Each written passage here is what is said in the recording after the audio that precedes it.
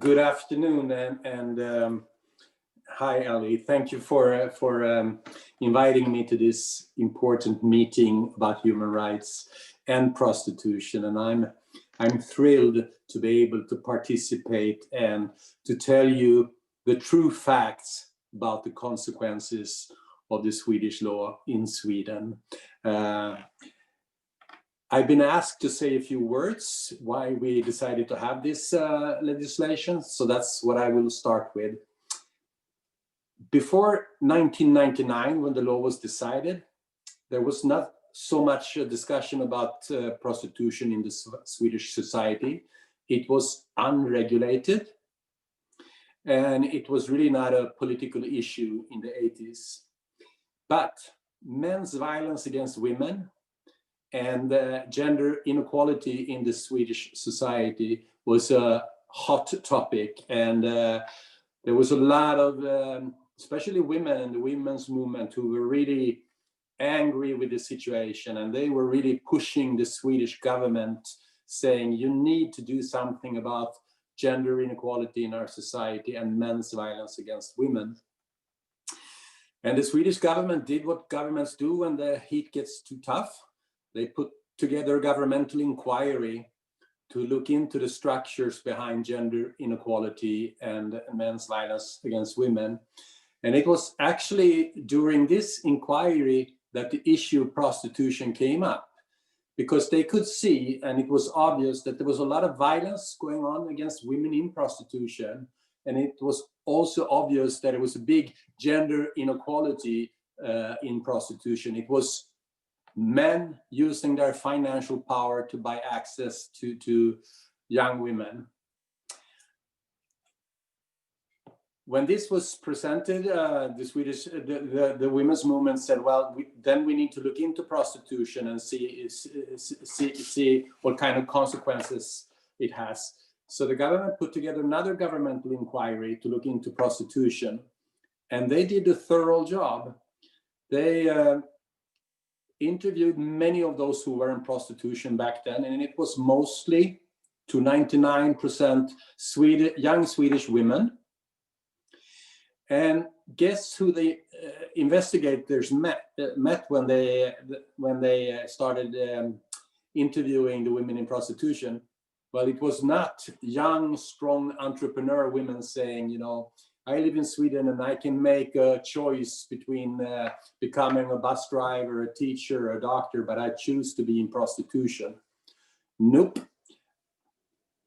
Almost everyone of them who was in prostitution had a documented history of sexual abuse during their upbringing or other severe problems during their upbringing with drugs and other things.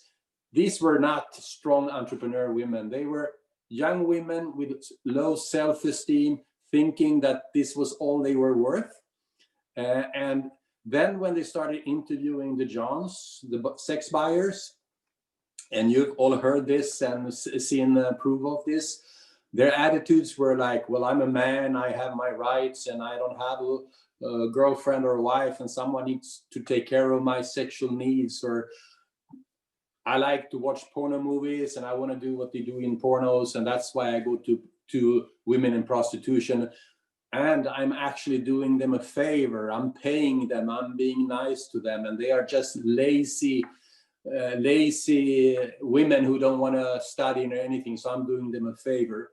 So it was a very ugly picture that was painted from a gender equality kind of perspective. And when this came public, there was a public outcry, and people were saying, we do not accept this in our society. This is not the kind of society we want our children to grow up in. So then there was a big debate, should we prohibit prostitution, yes or no? And if yes, in what way? And finally, the government said, yes, we're gonna prohibit prostitution. And then the next discussion was, okay, should we criminalize both the buyer and the seller? And there were people saying, yes, they should both be criminalized. But then there were other people saying, no, remember the results from the inquiry. These women are not criminals. They are young, vulnerable persons who are being taken advantage of, let's put the blame where it belongs, on the person who is using someone else's vulnerability. And this was the decision. So the Swedish government decided to just criminalize the buyer and instead put in place provision with exit programs saying that we should offer help to leave prostitution if they want to leave prostitution. And the results have been excellent. I think one of the reasons why the Swedish government decided to have an ambassador at large for combating human trafficking with a special focus on sexual exploitation is the fact that there are so many out there talking about the Swedish legislation and the consequences that are just not true. In Sweden, prostitution went down very steep. Right away, street prostitution was cut in half and has diminished ever since. There was a race with the indoor prostitution due to internet, but when we did studies and compared ourselves to our neighboring countries, it was like about a fifth in prevalence to our neighboring countries. So it was to a much lower level in Sweden. And what is maybe most important, this legislation, when the government send a signal, no, it's not okay to use someone else's vulnerability and buy sex, it's really changed the mindset of people. And today, I would say that very few people think it's okay to buy sex from, go to someone in prostitution and pay for sex. And thanks to that, we have, in comparison with other countries, a very small problem with human trafficking for sexual exploitation because the demand is very, very low. Prostitution exists, absolutely, but not to the same extent as in many, many other countries. And there was also a big discussion about this is going to make it more dangerous for those in prostitution. The prostitution is going to go underground. This argument is not valid. If you're in the business of selling your body, your customer needs to find you. And if your customers can find you, the police can find you. So there are no proof that prostitution went underground. And today, there's a huge support for this law in Sweden. And okay, back 20 years ago when the law was decided, there was some police officers, prosecutors who were skeptical. But today, I don't think you would find one police officer or one prosecutor who would not say that this law is excellent. It's made it more safe for those who are in prostitution. They are no longer afraid to talk to us, the police. They will help us with our investigations and so on. So for us, this has been an excellent law with good results. And I'm just so happy to see that more and more countries are following the same path. You know, France did it a few years ago, and now there's a big movement for this in England. And there was a bill presented in the parliament yesterday. And it's so interesting to see right away the comments from those who argue that prostitution is sex work. They started saying things about the French law. And it was even in the Independent, the newspaper in England today, lots of things about the French law that was totally untrue. So this is how the so-called pro-sex work lobby works. They will try to say, no, the results are bad, but they're not. They're actually excellent. And I would love to keep talking for another 30 minutes, but I know I have to stop. So, but I'll be back. Thank you. Thank you very much. That's a lot of interesting information. And we'll speak to you again at the end of the event. So thank you very much. Hi, thank you very much for your patience. It's been a long event, so much information. I hope you can make good use of it as well. So my final question to you. You travel globally and you speak to many different international stakeholders and politicians. What's your impression? How are people looking at Germany and what are they expecting from us? Mm-hmm. Well, thank you, Ellie.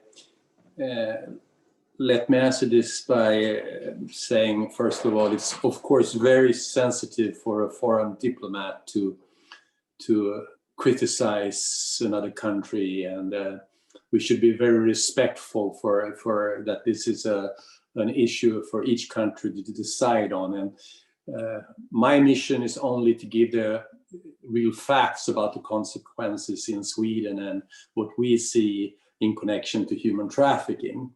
To answer your question, I would say that Germany is highly respected in the international community for its leadership in many, many areas. And Germany is also recognized as a highly advanced country when it comes to innovation, technique, and many, many other areas.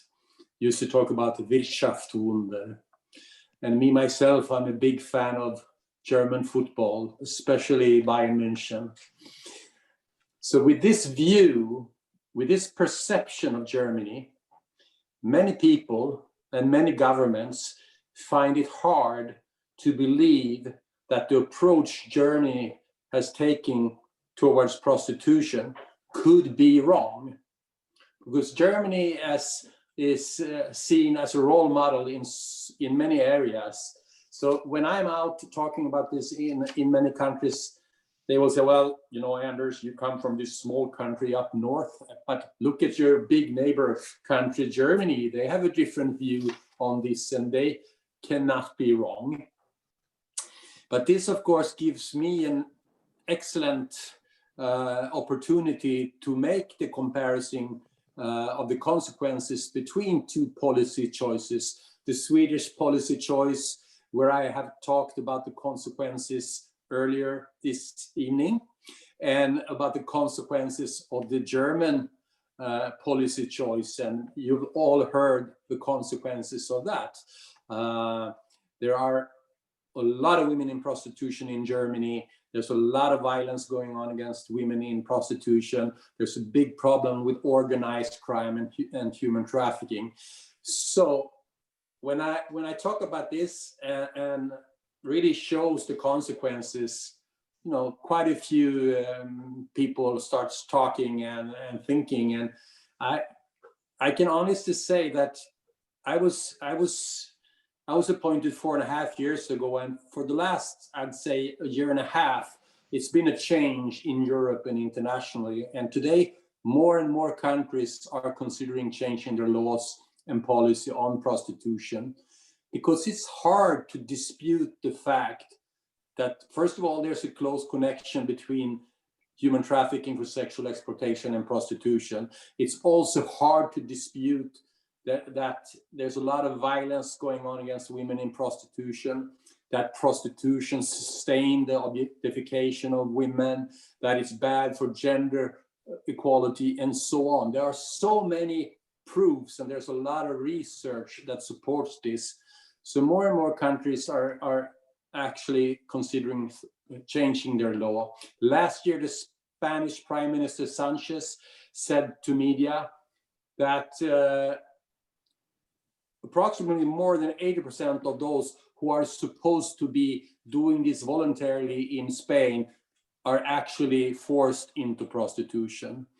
And when I spoke in the Netherlands, I gave a speech about the Swedish model. And when I was done, this man stood up and said, I was not supposed to say anything, but I'm representing the government of Netherlands. And I must say, I completely agree with you. Most of those who are working in the red light district of Amsterdam, they are forced to do this. This is not the choice they would do for themselves if they had a choice. So to close, Sweden and France have an agreement from the 8th of March last year to work side by side jointly for a Europe free from legal prostitution. And of course, a decision from Germany to prohibit the purchase of sex and brothels would not only be, from my point of view, important for Germany, it would have an enormous impact on other countries who admire and look to Germany for many things. And my belief is that if Germany were to rethink, to change their policy on this, on prostitution, then many countries globally would follow. So this is a a question of utmost importance for human rights all over the world. Thank you.